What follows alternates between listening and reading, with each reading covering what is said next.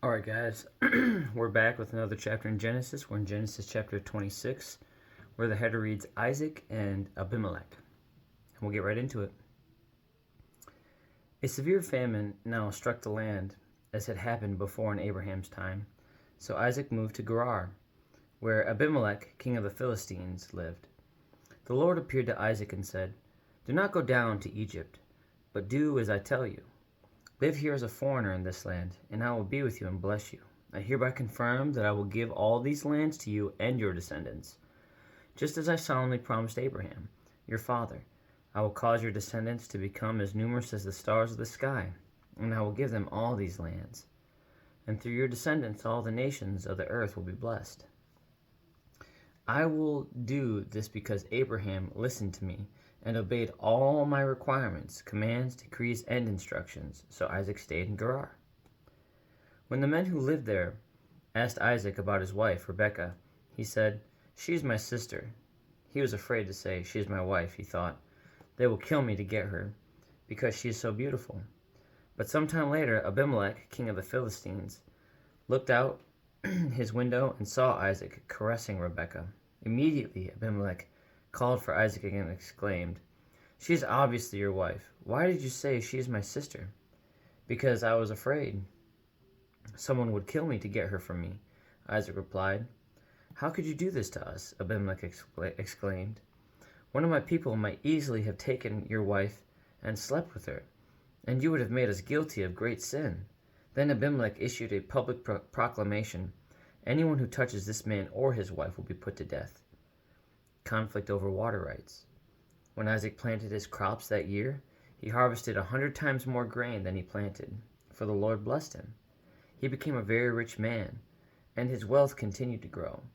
He acquired so many flocks of sheep and goats, herds of cattle, and servants that the Philistines became jealous of him.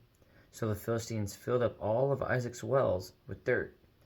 These were the wells that had been dug by the servants of his father Abraham.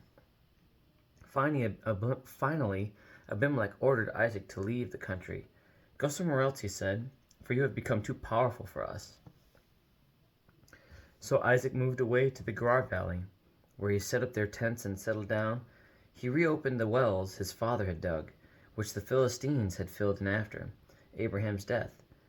Isaac also restored the names Abraham had given them. Isaac's servants also dug in the Gerar Valley and discovered a well of fresh water. But then the shepherds from Gerar came and claimed the spring. 'This is our water,' they said, and they argued over it with Isaac's herdsmen. So Isaac named the well Esek, which means argument. Isaac's men then dug another well, but again there was a dispute over it. So Isaac named it Sitnah, which means hostility. Abandoning that one, Isaac moved on and dug another well. This time there was no dispute over it. So Isaac named the place Rehoboth, which means open space. For he said, 'At last the Lord has created enough space for us to prosper in this land.' From there, Isaac moved to Beersheba, where the Lord appeared to him on the night of his arrival. 'I am the God of your father Abraham,' he said. 'Do not be afraid, for I am with you and will bless you. I will multiply your descendants, and they will become a great nation. I will do this because of my promise to Abraham, my servant.' Then Isaac built an altar there and worshipped the Lord. He set up his camp at that place, and his servants dug another well. Isaac's covenant with Abimelech. One day King Abimelech came from Gerar with his advisor, Ahuzeth, and also Phicol, his army commander. 'Why have you come here?' Isaac asked. 'You obviously hate me because you kicked me off your land.' They replied, 'We can plainly see that the Lord is with you, so we want to enter into a sworn treaty with you. Let's make a covenant. Swear that you will not harm us, just as we have never troubled you.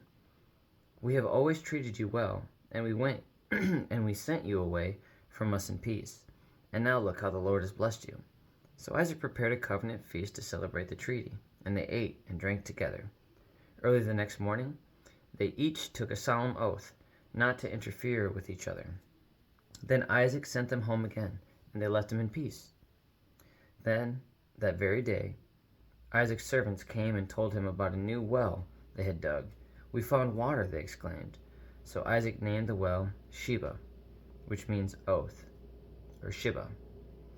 And to this day, the town that grew up there is called Beersheba, which means well of the oath.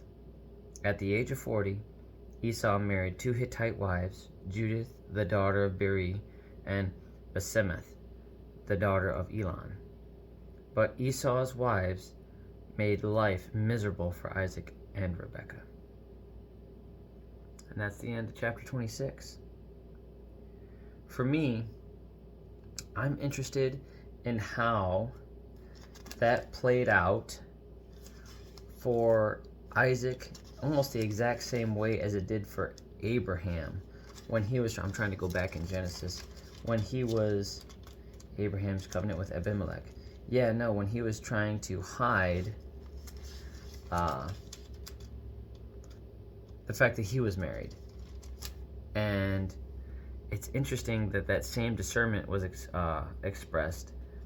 But what I also like the fight over the water rights, the conflict over water rights. There was no conflict. Isaac simply gave way. He said, "No, that's all right. The Lord will provide." So they dig a well. He said, "Oh, that's ours." "Okay, good luck, God bless." Digs another well. "Hey, that's ours too." "All right, God bless. I'll see you later." Digs another well. No response? "All right, this one's mine."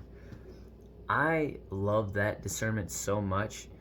Just that alone is something that I would like to reflect on. Say, all that hard work, you produced all that fruit for somebody else. Say, that was God's intention. That's all right. Good luck and God bless, guys. And I'll stop there. I think that that's enough for me to reflect on for a while. I absolutely love that. And I'm going to see if I can try and take that on tomorrow to just keep building wells. And if someone wants it, they can have it. And that's how I'm going to go about business. But have a good night. God bless. I love you. Jesus loves you. And I'll be back to read chapter 27 tomorrow, where the header reads, Jacob gets Isaac's blessing. Have a good night, guys.